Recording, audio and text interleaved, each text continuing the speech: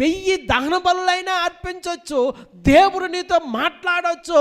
కానీ దేవునితో నీవు సమాధాన పడాలి అంటే, లేదా దేవుని చిత్తము చెయ్యాలి అంటే, దేవుని ఉద్దేశాన్ని చెయ్యాలి అంటే, దేవుని సంకల్పాన్ని జరిగించాలి అంటే, దేవుని చిత్తము నీ ద్వారా జరిగించబడాలి అంటే, నీవు నిబంధన మందసం దగ్గరికి వచ్చి సాగిలపడి దేవునికి నమస్కారం చేసి సంపూర్ణ దహన బలులను అర్పించాలి.